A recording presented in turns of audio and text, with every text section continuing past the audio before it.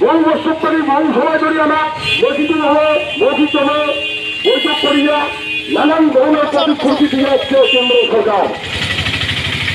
আমার প্রয়াস ছিল এটা আমার কথা না, এটা কেন্দ্র সরকারের কথা। আজকে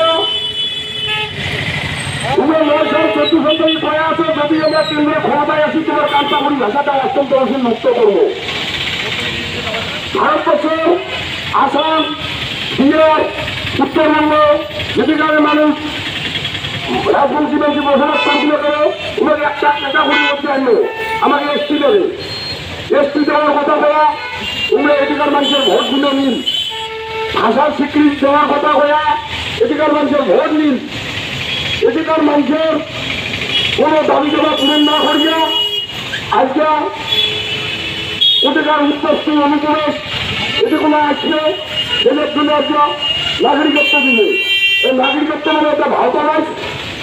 তাই আমরা পৃথিবীর বিরুদ্ধে আমরা প্রতিটি গ্রাম, প্রতিটি অঞ্চল, প্রতিটি ভূমে আমরা চীনের বিরুদ্ধে তীব্রতর আন্দোলন গড়ে তুলব।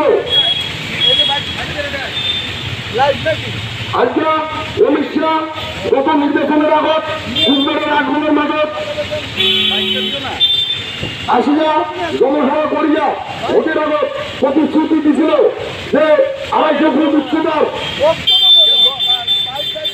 500 কোটি টাকা খরচা করিয়া পঞ্চানন বর্মার মুক্তি বানাইবে।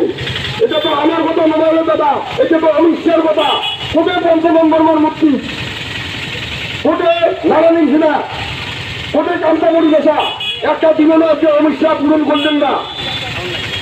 তাদের প্রতিযোগে আমরা রাস্তায় নামছি যে নিজের পক্ষ থাকি যা আগামী দিনে এই সিংহের বিরুদ্ধে আমার আন্দোলন জারি দিচ্ছে।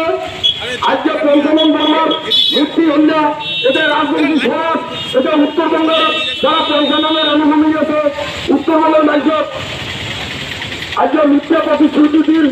এটা উত্তরবঙ্গের রাজনৈতিক সমাজকে আহ্বান করলে পঞ্চানন বর্মা নিয়ে আজকে একটা তাৎক্ষণিক করলে